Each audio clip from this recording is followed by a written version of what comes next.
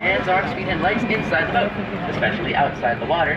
And if we could please keep an eye on any small children, just so we know our story won't take any unexpected turns.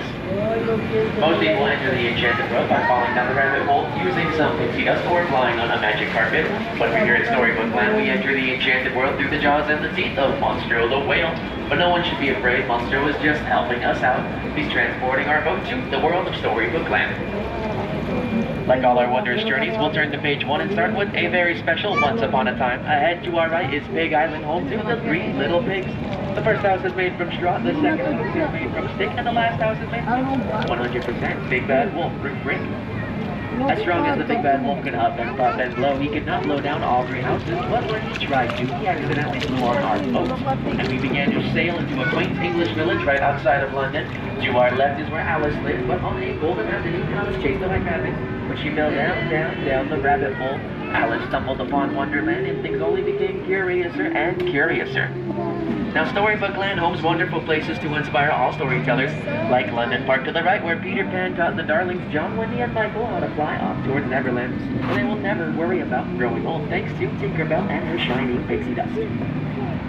Agrabah is straight ahead, the city of enchantment and mystery. This is where that street rat thief Aladdin met Princess Jasmine in the marketplace and stole not only a loaf of bread, but also Jasmine's heart. Now they grew up with 2 very different lifestyles, but with the power of love and some help from a very friendly genie, Aladdin and Jasmine now live happily married right here inside the Sultan's palace.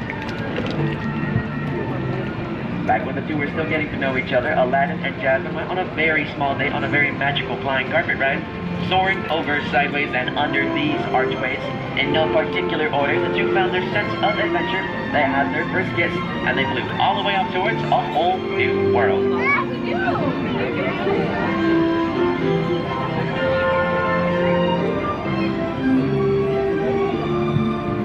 All of our stories have love and light, but they also have their share of darkness and mystery. Inside the Cave of Wonders is a treasure that bears the curse of the genie. Legend says Aladdin was sent into this cave to retrieve that shining lamp for Jafar, but an all-knowing genie awoke from the lamp to grant our diamond in the rough 3 old wishes.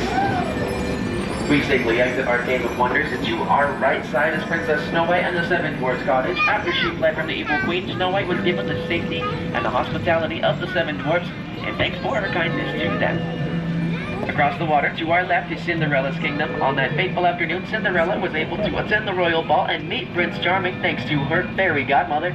But she did not return home before midnight. On her ride home, when the clock struck 12, the carriage that Cinderella was riding in reverted down into a pumpkin. Now, luckily enough, Prince Charming found Cinderella and reunited the princess with her glass slipper so that the 2 of them could live happily married right inside their castle on top of the kingdom. For the 3-layered flower bed running on our left-hand side, this is what we call the quilted bed of flowers. The quilted bed is inspired by a cartoon called Lullaby Land. Lullaby Land was made all the way back in 1933 by master storyteller himself, Walt Disney, along with his Silly Symphony. And a fun little fact about the quilted bed, all these flowers running on our left-hand side, they are succulents. Now these succulents have remained so small, healthy, and colorful through these years of Disneyland because we asked for a very small but very special favor from Tinkerbell.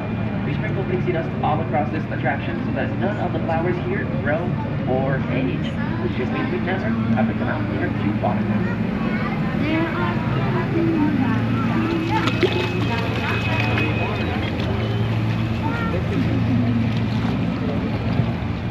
Now, as we begin our final turns, on our left is Mr. Toad's Grand Mansion, formerly named Toad Hall.